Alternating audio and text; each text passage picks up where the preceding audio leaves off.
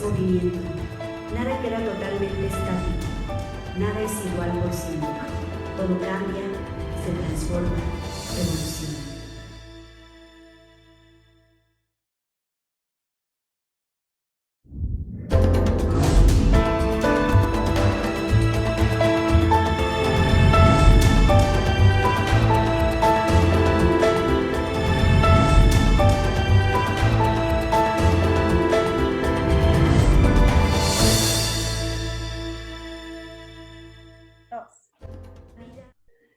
Muy buenas tardes, sean todos ustedes bienvenidos a Gran Debate, el debate con sentido.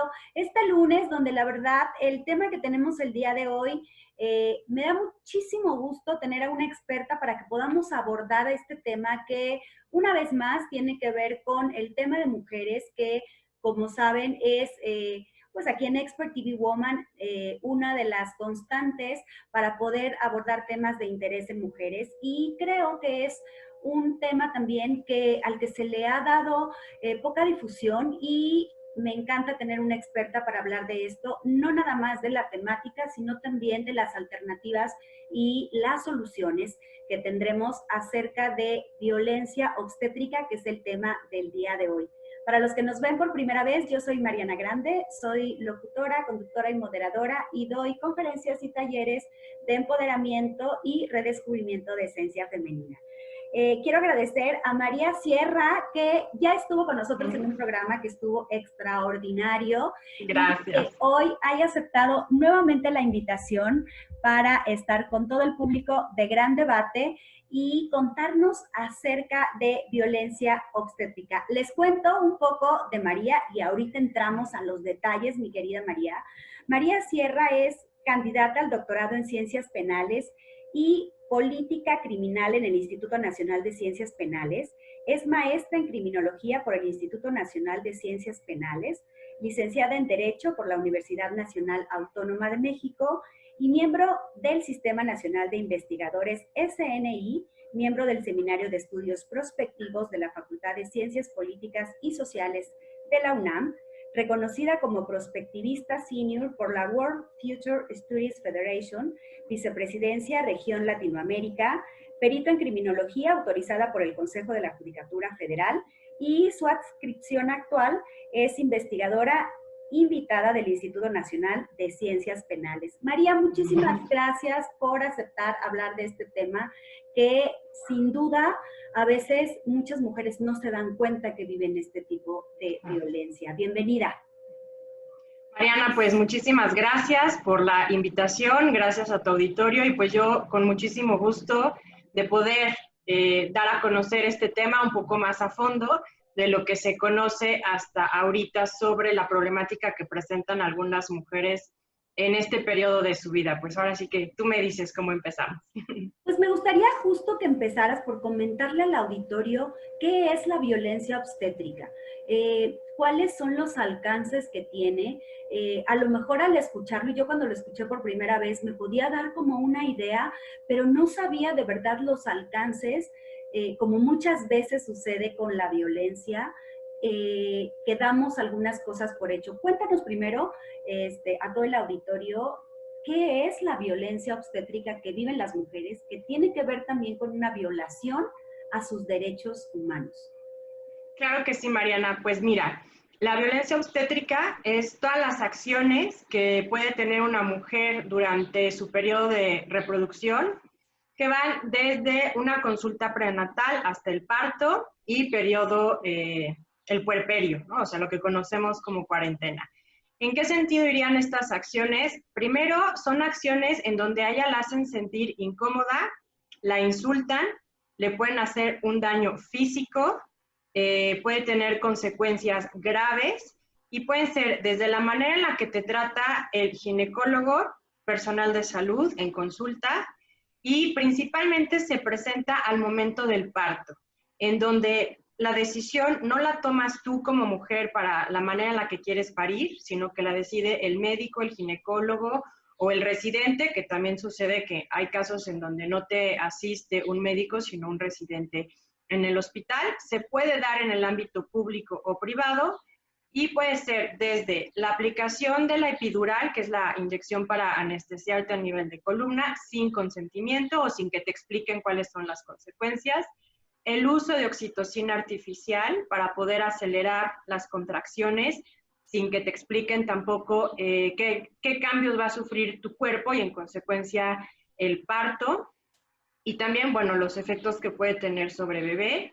El que te hagan la episiotomía, que es una incisión con bisturí en la zona del piso pélvico para que no te desgarres, pero en realidad lo único que hace es que deja una cicatriz que tiene secuencias médicas. Hay algunas maniobras que también afectan, que es presionar el vientre de mamá durante el parto para poder expulsar a bebé. Son aspectos donde no se respeta el parto de forma fisiológica, tiene consecuencias tanto mamá-bebé durante el parto, y hay casos ya reportados, que eso es lo más grave, en donde por este tipo de prácticas, de acciones, de la forma en la que se trata a la mujer durante el parto y no se le permite decidir, ni siquiera la posición en la cual va a parir, pues pueden fallecer mamá y bebé o mamá o bebé, ¿no? Entonces son estos aspectos donde se viola los derechos sexuales y reproductivos de las mujeres justo en este periodo reproductivo y de parto, en donde también bebé se ve afectado por la manera y el contexto en el que se están dando los nacimientos, y es un problema a nivel mundial, no solamente es en México. Ahora, de pronto yo cuando leía acerca de la violencia obstétrica, me parecía que había situaciones que a lo mejor se daban en comunidades rurales, como que alguien tome la decisión, el médico o la pareja, por las mujeres, como si hay una ligadura de trompas, si va a ser parto cesárea, en qué momento se va a realizar, pero también sucede todavía en las grandes ciudades sin que la mujer se entere y que el médico pueda tomar estas decisiones de manera arbitraria. Sí, fíjate que siempre pensamos que la mujer que percibe este tipo de situaciones tiene una condición económica o cultural poco privilegiada, y resulta que no. Es un fenómeno que se da incluso en el sector privado, no solamente en hospitales públicos o clínicas. Hay casos de hospitales privados de una práctica médica que afecta a las mujeres en este sentido. México en ese aspecto tiene una tasa de cesáreas injustificada muy alta. Es de los países que tiene esta tasa que no hay una justificación médica, en donde no está en peligro mamá, no está en peligro bebé, y se realiza esta intervención quirúrgica sin respetar el proceso fisiológico del parto, y se da muchísimo también en el tema donde mamá tiene seguro de gastos médicos, ¿no? Entonces también la población que se ve afectada, pues en este sentido, pues es cualquier mujer que más bien tenga un proceso de embarazo y parto, puede ser susceptible o vulnerable a que su médico o el personal de salud que la atienda genere alguna acción que se considera dentro de todos los actos que pueden estar dentro de la violencia obstétrica, que puede ser desde un insulto, ¿no? Desde la forma en la que te hacen la revisión ginecológica, la cantidad de tactos vaginales que se hacen en donde no hay una justificación médica y no son necesarios, hasta efectivamente, como tú bien lo mencionaste, se practique algún método de anticoncepción sin consentimiento de la pareja, o sea, de la mamá. Y la pareja a veces es quien interviene, y ya sea la colocación de un dispositivo como es el DIU, sin consentimiento, o ya cirugías mayores que no son reversibles, que sería la ligadura de las trompas de falopio, y en casos extremos a veces hay personas a quienes les han extraído el útero y lo justifican mencionando que hubo una complicación en el parto, que hubo una hemorragia que no se pudo controlar y que era la única manera. Y como son decisiones que se toman en un momento crítico, el tema del consentimiento informado por parte del área médica hacia la paciente, es decir, hacia la mujer, no lo hacen, o lo hacen con algún vicio, es decir, no le explican todas las consecuencias, o quien firma el consentimiento es la persona o pareja que acompaña a mamá a parir. Entonces se da en todos los ámbitos, tanto en el privado como en el público, y en todas las condiciones sociales. No es un fenómeno que esté solamente focalizado a comunidades rurales, mujeres indígenas o personas que no tengan algún estudio académico, ¿no? Ahora, desde mi punto de vista, creo que tiene que ver una vez más en la preponderancia que se le da al término económico, este tipo de incremento en las cesáreas, ¿no? En el sector público, como tú comentabas, ha habido un incremento exponencial de más del 30%, pero en el privado es el doble, es el 60%. ¿Y por qué? Porque las horas de parto pues ocupan mucho espacio en un hospital, entonces el tiempo del doctor pues no es lo mismo que le dedique 10 horas de parto, 8 horas de parto a una cesárea, y entonces sugieren el tema de cesárea, que por supuesto que es respetable cuando una mujer quiere tenerlo, pero siempre y cuando sea su decisión y no porque se lo imponga el médico. No queremos satanizar ningún tipo de decisiones, y a veces pues es necesaria, ¿no? También por un tema de salud. Pero, ¿cómo hace una mujer que se vio en estas situaciones en las que tú hablas, María, de que se le dijo que se presentó un problema, pero no fue? ¿Cómo podría tener acceso a si fue una arbitrariedad, una decisión por medio del médico en el momento crítico, si ella solicitó un parto natural? ¿Cómo tiene acceso al expediente? ¿A quién se dirige para que hagan la investigación? Y de qué manera se puede resarcir el daño, o qué responsabilidad tiene el hospital o el médico. Mira, pues básicamente yo te diría, hay dos aspectos muy importantes que destacar en este sentido. Uno, si ya tuviste este evento, la forma en la que puedes accesar al expediente es iniciando alguno de los procedimientos o mecanismos legales que se tienen disponibles para poder resolver esta problemática. Por un lado tienes la Comisión de Arbitraje Médico, en donde presentas una queja, nada más que ahí el tema se visualiza como un problema de calidad en la prestación del servicio.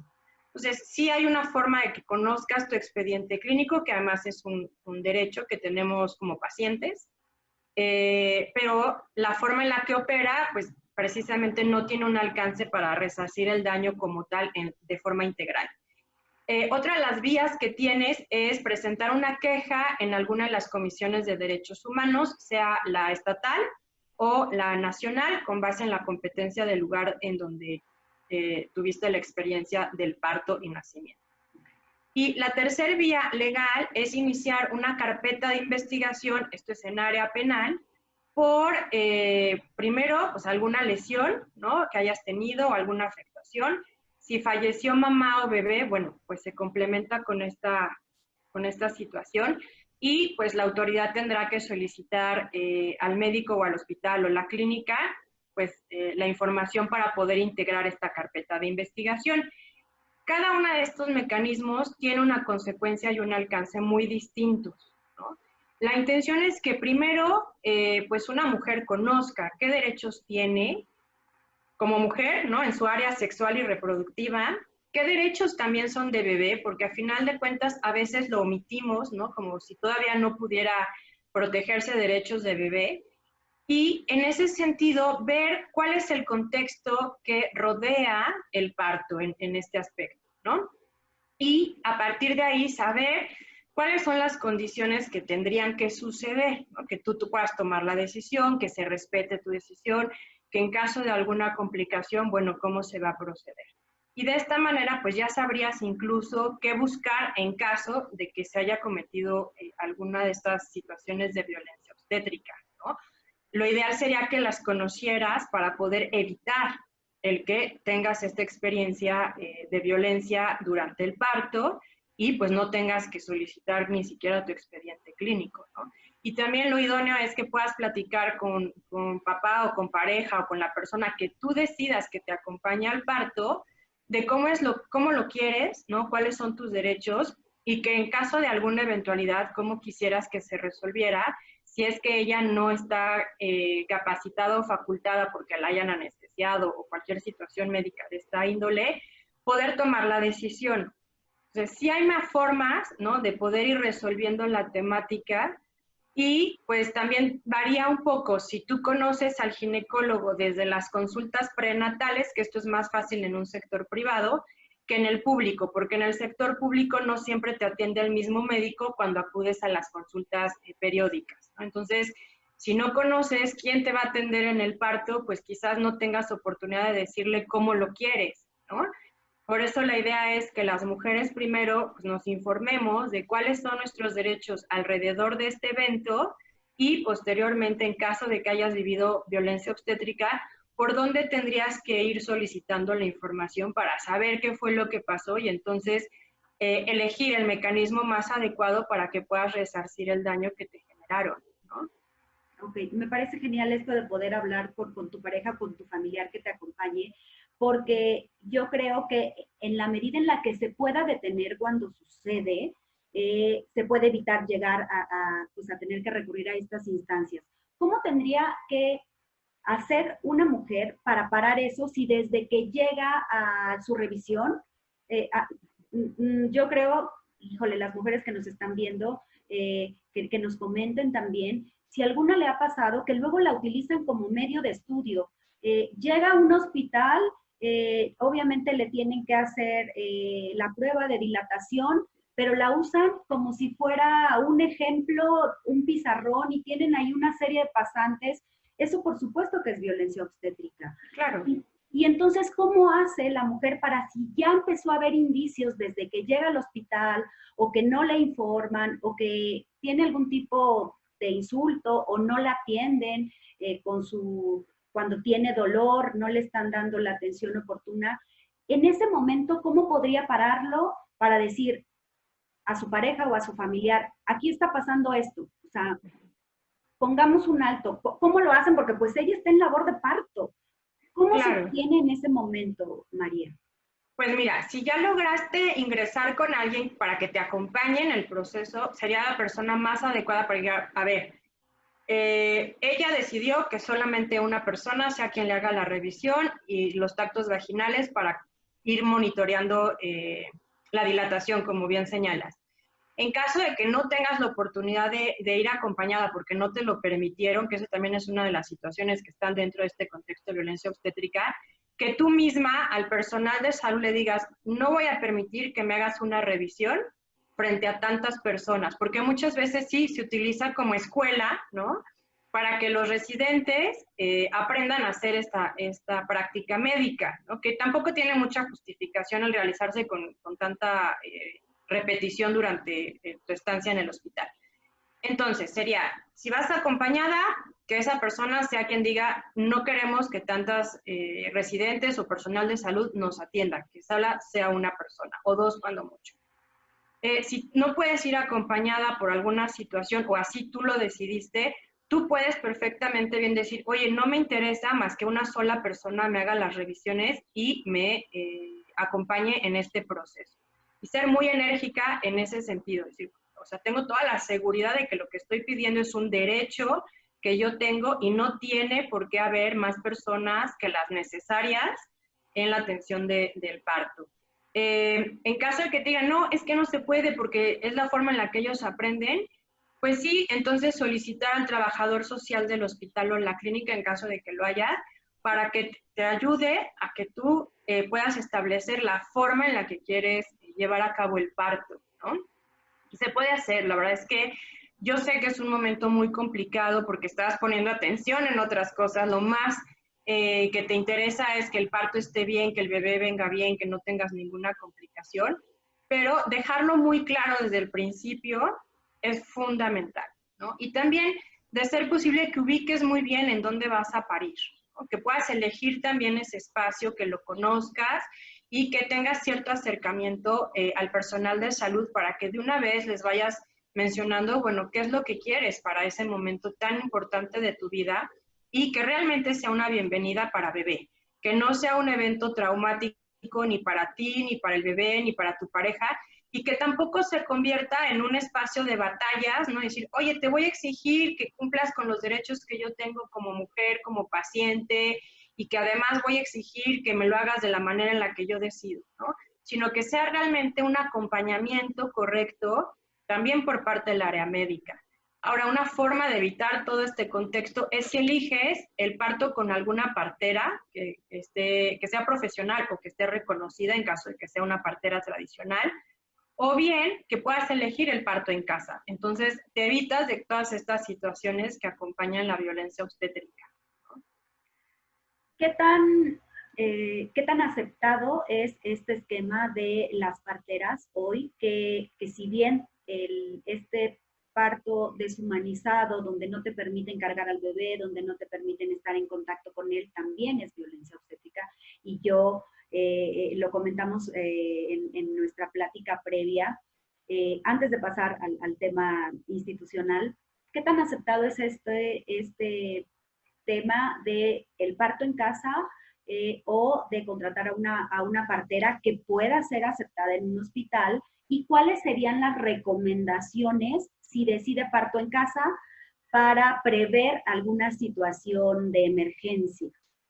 Ok, pues mira, de un tiempo a la fecha, de algunos años, que son unos 3 o 4 años, se ha impulsado mucho el reconocimiento de las parteras, no solamente en México, sino a nivel mundial. De hecho, la Organización Mundial de la Salud el año 2020 lo declaró el año para reconocer el trabajo de las enfermeras y parteras, ¿no? Entonces, bueno, eso nos da también como una pauta de poderle medir el pulso al reconocimiento de las parteras y del parto en casa. Esto surgió porque muchas mujeres empezaron a reclamar el parto humanizado, el parto respetado. Y quienes se los podían ofrecer en ese sentido, pues son las parteras tradicionales.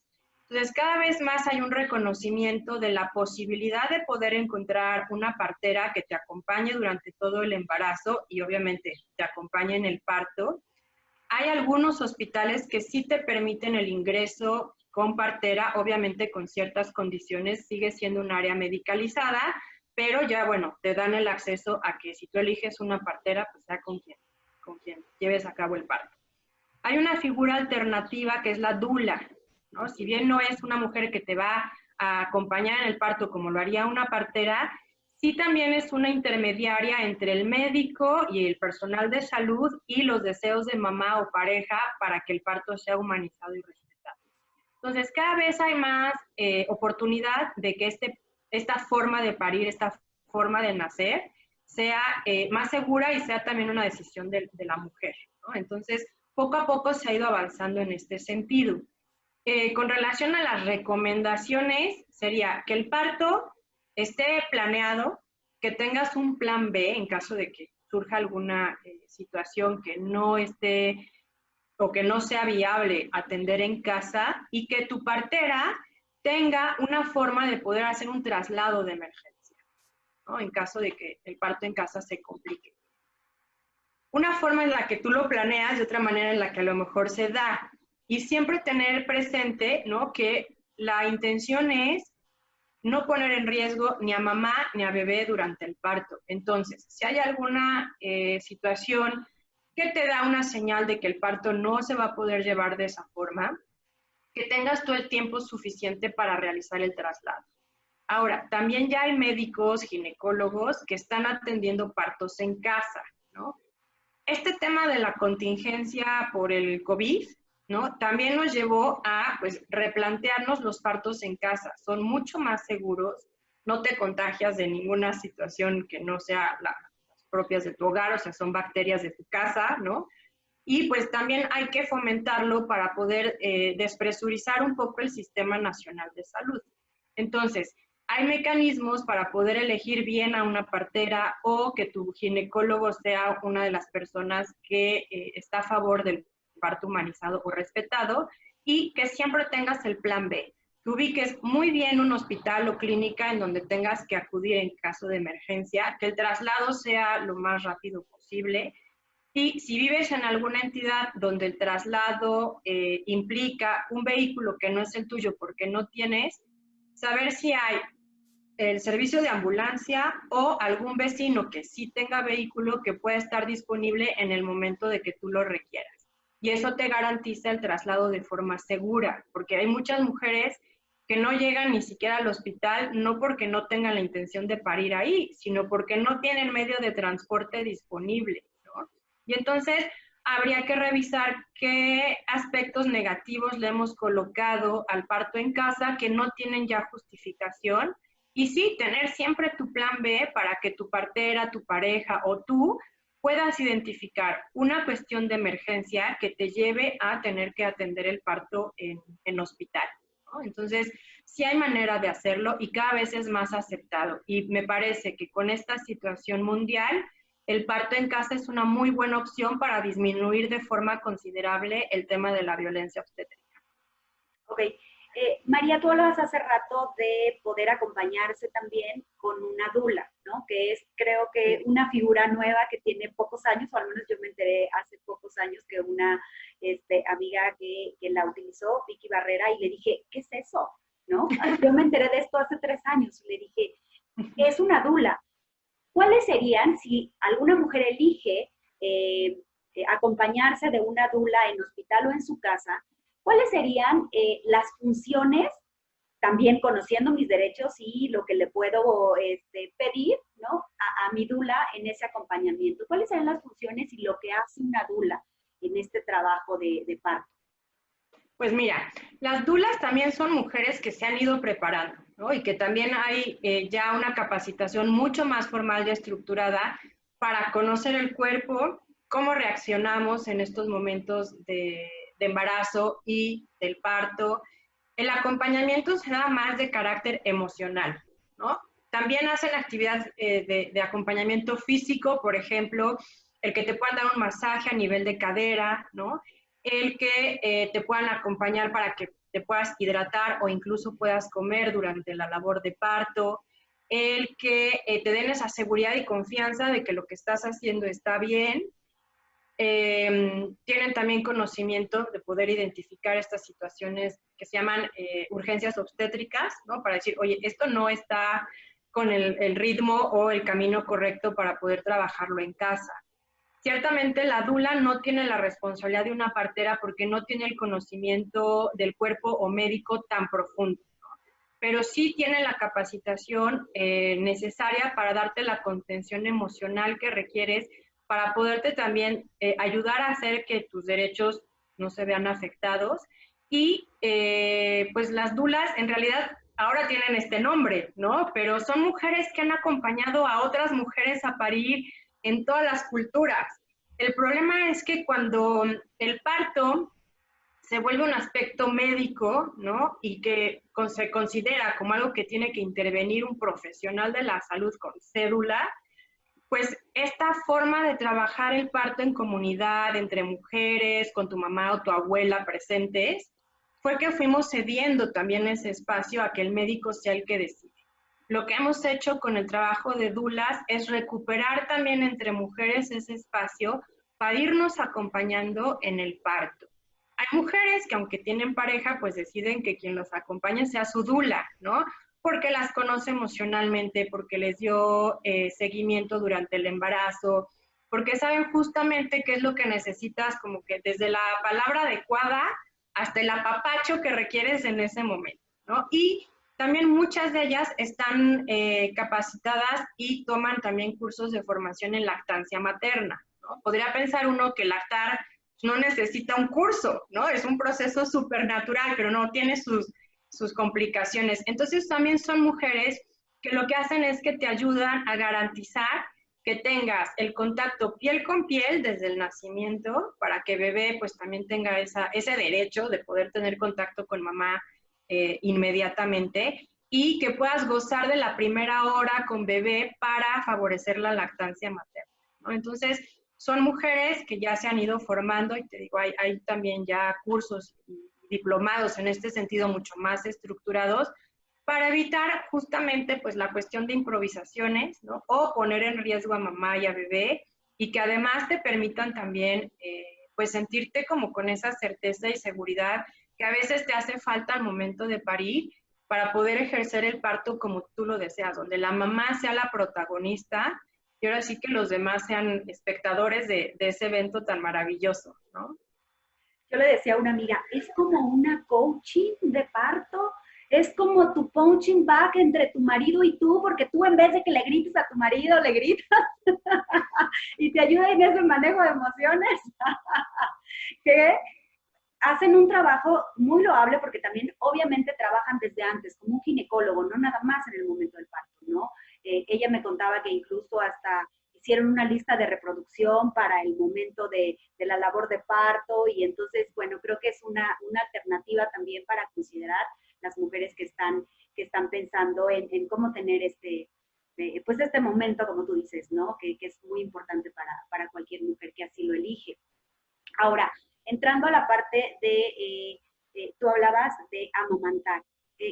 En muchos hospitales en donde no hay partos humanizados, a veces se tardan mucho en llevarle el bebé a las mamás y entonces interfieren con este proceso de la producción adecuada pues de la leche de la mamá. Si yo estoy en un hospital donde no me están dando el acceso, también, ¿con quién se acerca mi dula o mi pareja o mi familiar para decir, esto es un derecho mío y del bebé, necesito que se respete y que me lo acerquen? ¿Cómo gestionan eso pues para no entorpecer el proceso de lactancia y el vínculo madre e hijo? Pues mira, lo ideal es que desde antes sepas tú si el hospital permite o no el contacto piel con piel de forma inmediata. Muchas mujeres saben o eligen el lugar donde van a parir, ¿no? Entonces tendrías que pues hacer como esta revisión de si son hospitales que favorecen o permiten el contacto directo piel con piel y la lactancia materna de forma inmediata. En hospitales públicos, pues en teoría, la política señala que se tiene que favorecer la lactancia materna y de manera inmediata. Tendrías que desde que ingresas al hospital o a la clínica mencionar que tú quieres ejercer ese derecho de lactancia materna inmediata y que en cuanto nazca bebé, pues pides que te permitan tenerlo a tu lado o solicitar de estas cunas colecho para que puedas tú hacer la lactancia materna y sí que se lo tengan que llevar a cunero. Hay hospitales que sí tienen la opción. Hay hospitales que no la tienen, quizás no por falta de ganas, sino por falta de infraestructura, ¿no? Que está diseñado desde hace muchos años el hospital, que no han podido hacer una remodelación acorde a cómo ejercer este derecho, en donde te permitan desde la misma habitación tener en la cama colecho.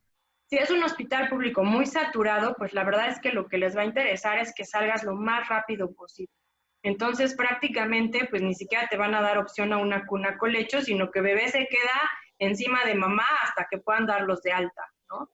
Entonces, lo idóneo sería que conozcas bien si la infraestructura del hospital o clínica está condicionado para que tú puedas llevar a cabo la lactancia de esa manera. En caso de que no se pueda o el personal de salud no te lo permita, puedes igual hacer la exigencia verbal, ¿no? Con la jefa de enfermeras o el médico que te atendió, que ese es tu derecho y que lo quieres ejercer. Si vas acompañada de algún familiar o de tu pareja, pues sea quien garantice el que lo puedas llevar a cabo, es decir, que sea quien haga las gestiones administrativas, ¿no? O en ese momento decir, oye, es un derecho, ella quiere lactar, pues prácticamente permíteme a bebé para que mamá pueda realizar esta actividad, ¿no? La verdad es que a largo plazo a cualquier país le conviene que las mujeres lacten desde el primer momento, porque te disminuye muchísimo los problemas, por ejemplo, de alergias. Favorece mucho el que el sistema inmunitario pues tenga mejores defensas a largo plazo, entonces evitas muchas enfermedades. Incluso para mamá está también contemplado que la lactancia te evita también muchas veces desarrollar cáncer de mama, ¿no? O diabetes. Entonces, también sería una situación que pensando un poco a largo plazo, en instituciones públicas, pues que les conviene, porque el día de mañana, pues tendrán 2 pacientes menos que atender en este sentido, ¿no? Y además, pues también considerar que no solamente es un derecho, sino que al final del día es una forma en la que el ser humano se nutre. Pues no tendría como ninguna razón de ser el ponerlos separados en un cunero o mencionar que la fórmula es lo más rápido y más práctico. Pues a lo mejor para ciertas condiciones sí, y a lo mejor sí habrá casos donde mamá no pueda lactar desde el momento de que acabe el parto, y la fórmula resuelve el tema de alimentar a bebé. Más cuando hay violencia obstétrica, que mamá no está bien o mamá fallece, pues obviamente la única opción que tienes es la fórmula. Pero son casos excepcionales, ¿no? Entonces, lo idóneo es que identifiques muy bien si el hospital te lo permite y en caso de que no lo tenga permitido o la infraestructura no lo favorezca, que tú hables con el personal de salud previamente o durante el parto y que lo exijas como derecho. Si mamá no puede por alguna situación, su acompañante o pareja lo pueden hacer al área de trabajadores sociales del hospital o bien con los jefes de enfermeras que están en los hospitales. Ok. María, y para ir entrando como al cierre, vemos que la constante es que no existen las condiciones adecuadas muchas veces dentro de los hospitales, sobre todo hablando del sector salud, porque en el sector privado, pues bueno, puedes gestionar algunas, aunque también suceden casos, ¿no? ¿Cuáles serían? Porque parece que hay una constante en que no hay educación, y estamos hablando de profesionales de la salud, ¿no? De los médicos, del trato que se le debe dar. Luego, o las instalaciones no son adecuadas, como en lo que tú mencionabas, el tema del espacio, ¿no? No hay el equipo médico. ¿Cuáles serían los cambios estructurales que se deberían hacer desde las instituciones de salud para poder minimizar esta violencia obstétrica a la que se enfrentan las mujeres? Bien, pues mira, en primer lugar habría que hacer una revisión de los planes de estudio de las escuelas de medicina para saber cómo les enseñan, ¿no? Cómo conciben el parto, las mujeres, el embarazo, el cuerpo femenino. Desde ahí hay que empezar a hacer cambios, porque muchos médicos, como el tema de violencia obstétrica, también algunas entidades federativas lo tienen como delito, pues el argumento dice, ¿cómo es posible que hoy lo que me enseñaron a hacer en la escuela de medicina ya es hasta delito? ¿No? Pues a mí me enseñaron a hacer episiotomía, a poner epidural y a tratar así a las mujeres durante el parto. Primero habría que hacer una revisión de cómo les estamos enseñando a los médicos en formación lo que es el embarazo, el parto y el puerperio. En ese mismo sentido, también habría que establecer como eje transversal pues los derechos sexuales y reproductivos en la formación de médicos. Y eso pues nos va a ir dando una generación de médicos ya con una visión distinta. De los médicos que ya tenemos egresados y que practican ya pues la cuestión profesional, pues invitarlos a que revisen si lo que practican durante las revisiones y los partos que atienden pues no están dentro de todas estas acciones de violencia obstétrica. Una vez que las identifique, bueno, hay formas de poder hacer estos cambios platicando con ginecólogos o parteras que están a favor del parto humanizado. A cuestión de la infraestructura, se hizo un intento, porque no fue más que eso, un intento de incorporar formas de parir que estaban dentro del esquema de partería, pero no se le dio seguimiento y tampoco se les aportó el presupuesto necesario para hacer los cambios. Entonces, pues no dio más que para un tema, pues, temporal, ¿no? De que se supone que habían iniciado estos cambios. La intención es, pues, que nuestros legisladores, y hoy creo que tenemos legisladoras que entienden un poco más en cuestiones de género, que también es necesario hacer una revisión de las instancias hospitalarias. Si el cambio, que me parece que a lo mejor es muy oneroso de la institución que ya existe, que entonces favorezcan tanto a nivel legislativo como de apoyo en presupuesto y en la parte de formación, las escuelas de partería y las casas de parto. Si todavía existe un poco este temor a que el parto en casa no es seguro y que solo quieres que un porcentaje reducido de tu población lo tenga en casa, entonces fomenta las casas de parto, fomenta la formación en partería y que estén localizados cerca de un hospital en caso de que fuera necesario la intervención de algún médico o un quirófano, ¿no? Entonces, más que invertirle ya la infraestructura de hospitales que hoy tenemos en pie desde hace 20, 30 años quizás, lo idóneo sería pensar en casas de parto y formar parteras. Hay muchísimas mujeres y algunos hombres también que están interesados en formarse como parteros o como parteras.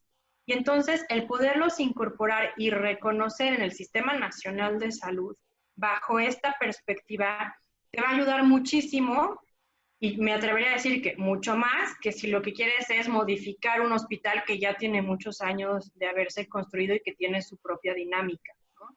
Entonces, me parece que sí hay muchas opciones para poder pensar o repensar más bien el parto, que va desde la formación de médicos en escuelas de medicina o facultades, la creación o apoyo de la formación de parteras aquí en México, el reconocimiento de nuestras parteras tradicionales.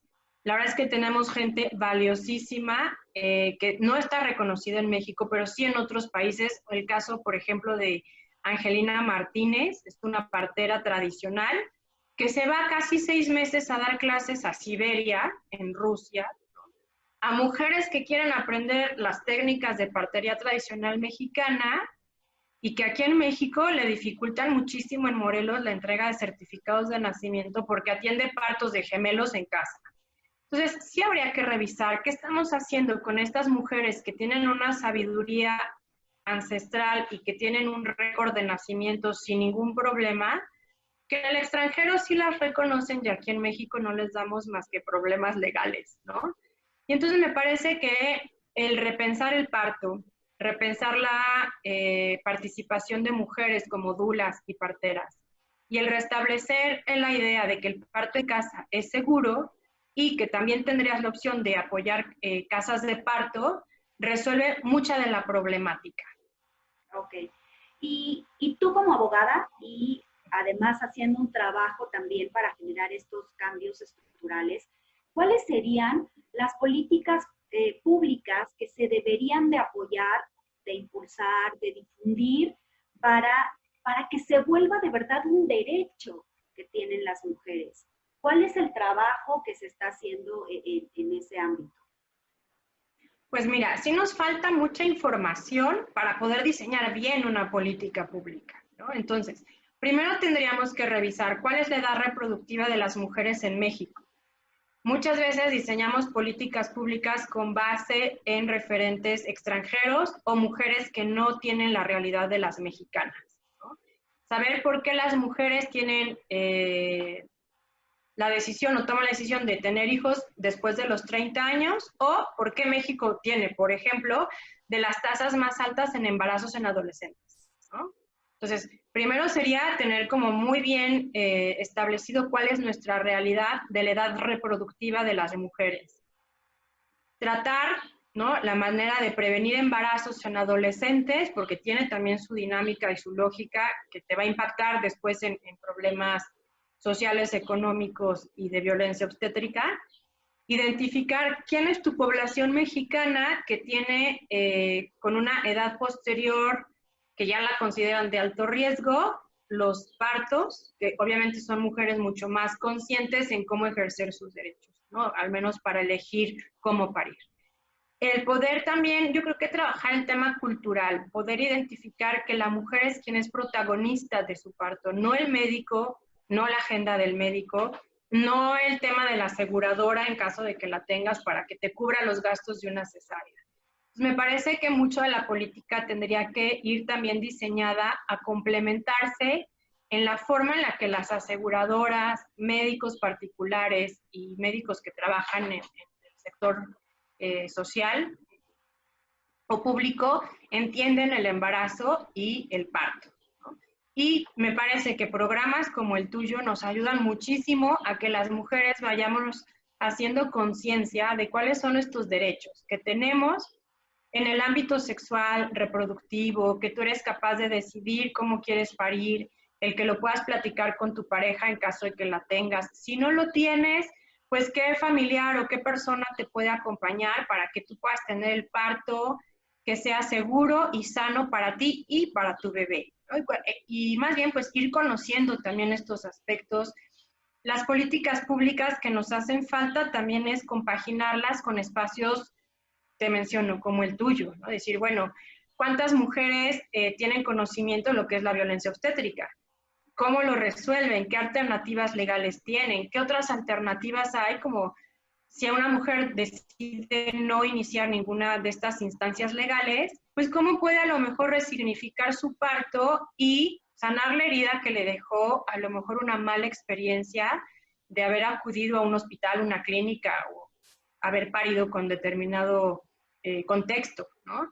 Entonces, yo creo que habría primero que hacer una revisión de las mexicanas, de cuál es nuestra edad reproductiva y cuáles son nuestras necesidades, y a partir de ahí hacer el diseño de políticas públicas correspondiente, ¿no? Ok. Y me encanta que hayas tocado este tema porque creo que en muchos temas que tienen que ver con violencia, pues a veces ya no, ya sucedió, ¿no? Y se ve a distancia, y parte también de poder poner sobre la mesa es la solución. Y tú has trabajado con mujeres de forma energética y emocional, a las mujeres que ya vivieron esta violencia obstétrica. Por favor, compártenos de qué manera se pueden acercar contigo y cómo es este trabajo que tú haces para resarcir ese daño por el que las mujeres pasaron y sanar, porque al final el cuerpo sana, pero también hay que sanar nuestras emociones, nuestro ser y resignificar esa experiencia para tener un buen recuerdo. Pues bien, Mariana, muchas gracias por la pregunta, porque creo que a veces nada más nos enfocamos como en los términos legales, ¿no? ¿Qué opciones tenemos en ese ámbito? Y olvidamos también la parte emocional de lo que pudieran ser estas situaciones que son consecuencias también de la violencia, en este caso de la que es en carácter obstétrico. Cuando tú trabajas con una mujer, su parto y el puerperio desde el modelo de partería, el baño posparto, que es un baño con hierbas, con cantos, y el cierre con rebozo, ¿no? Que es una técnica donde las parteras o dulas que se han formado en este tema te permiten cerrar energética y emocionalmente y agradecer a tu cuerpo lo que fue el embarazo y el parto, ¿no? Entonces se hacen trabajos súper bonitos de agradecimiento y de cierre, ¿no? Para poder iniciar una siguiente etapa, que es el puerperio y la lactancia, y obviamente pues abre la puerta a la crianza de bebé, ¿no? Esa sería una de las formas que podría realizarse, y podría resignificar también, porque le agradeces a tu cuerpo también el haber a lo mejor resistido todo lo que sufrió, vivió, desde la canalización para algún medicamento, la epidural, la episotomía, ¿no? Y le agradeces también pues la resistencia y fortaleza a tu cuerpo de haber tenido esa experiencia, y pues bueno, con base en eso también haces este cierre del evento que a lo mejor no fue tan agradable o no fue lo que esperabas. Y lo que yo he hecho con algunas mujeres es una sanación que se llama sanación desde el útero del que provengo. Es una meditación guiada en donde trabajamos mucho imágenes desde la concepción hasta el parto, en donde hacemos una resignificación del evento llenándolo de amor incondicional. Puede ser desde tu propio nacimiento o el nacimiento de tus hijos. Y entonces eso obviamente no cambia el pasado, pero sí cambia la memoria que tú puedas tener de ese evento cuando lo resignificas, cuando lo llenas de amor incondicional y cuando pues sanas la herida emocional y espiritual. Yo la meditación la tengo con una base de una técnica que se llama Theta Healing, que es una técnica de sanación energética de Bayana Staibal, y bueno, la llevé también a lo que es meditación guiada para que justamente en ese momento de resignificar tu parto o tu nacimiento, lo puedas hacer pues eliminando shock, trauma y drama de lo que pudo haber significado. Entonces, hay muchas formas de irlo trabajando y ya hacerlo consciente de que lo que viviste en el parto no fue lo que querías, no era lo que esperabas, y que sí te dejó no solo una lesión física, sino también emocional. Pues que sepas que hay opciones para resignificar el evento y llenar ese espacio, ese momento, ese recuerdo de amor, ¿no? Y que a partir de ahí pues puedas seguir adelante con tu proyecto de vida sin que tener que hablar del parto te signifique pues tristeza o dolor que ya no necesitas para seguir adelante, ¿no? Ay, me encanta. Ya decía yo que más cosas teníamos en común aparte de este tema de mujeres. Yo también soy Theta Healer. Perfecto. Y bueno, la técnica, de verdad, a quienes no la conocen, se las recomiendo. Y bueno, pues María, por supuesto, con este trabajo que hace de amor y de sanación, que me encanta también, o sea, verlo también desde el útero del que vengo, porque todos provenimos de uno, ¿no?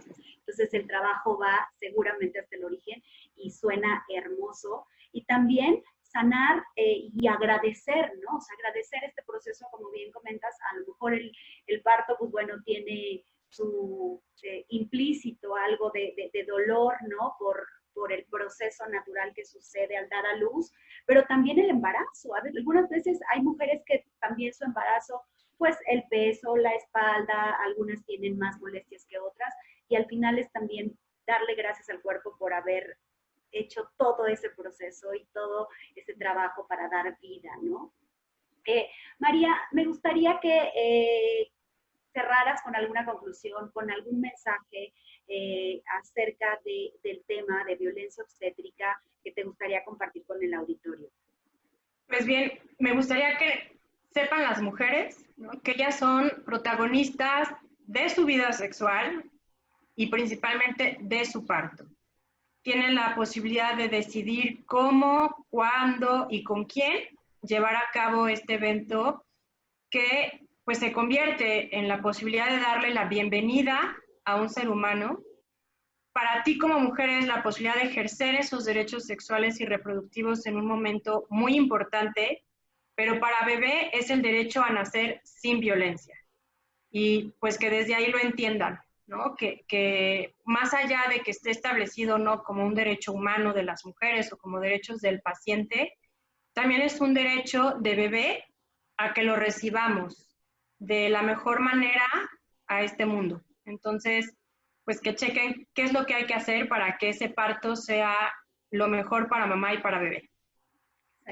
Pues María, muchísimas gracias de verdad por toda la información que compartes y sobre todo, como siempre digo, por el trabajo que realizas, porque creo que eso, toda la información y todo el conocimiento adquiere valor cuando lo compartes y cuando lo pones al servicio para ayudar a más personas. De verdad, te respeto y te admiro por eso. Muchísimas gracias por compartir todo lo que sabes y por aceptar la invitación. Y bueno, yo también siempre estoy a favor y por favor compartan este video porque creo que hay muy poca información acerca de violencia obstétrica. Cada vez se está generando más difusión, pero es importante que las mujeres reconozcan porque como en muchos sentidos a veces la violencia está tan normalizada que el hecho de conocer cuáles son los derechos y qué cosas no se deben permitir porque lastiman o porque afectan a una mujer, pues hay que conocerlo. Yo también creo que solo apuntaría que si hay alguna situación que te hace sentir incómoda en este proceso, ¿no? Desde tus visitas con el doctor, de tu parto, de las revisiones posteriores, de tu cuarentena o algo, si hay alguna situación que te hace sentir incómoda, que te lastima, que te causa algún daño, no nada más físico, sino emocional, eso es violencia y no tienes por qué tolerar ningún tipo de violencia, aunque sean prácticas que se hayan llevado durante mucho tiempo en la realización de algún parto. Las decisiones son tuyas y por supuesto que puedas evitar salir con algún daño físico y psicológico. Se trata de un momento súper importante en la vida de las mujeres y lo ideal es que lo puedan vivir de esa manera. María, muchísimas gracias por aceptar la invitación. Te mando un beso y gracias por todo el trabajo que haces. Gracias a ti, Mariana. Un beso también a ti y a tu auditorio.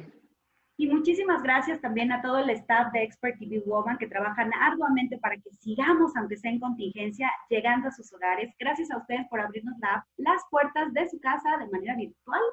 Y a Miguel Baix con la realización de este programa, a Rubén Colomo, director corporativo, y a Asval Huerta por la coordinación de invitados. Yo soy Mariana Grande y tenemos una cita el próximo lunes.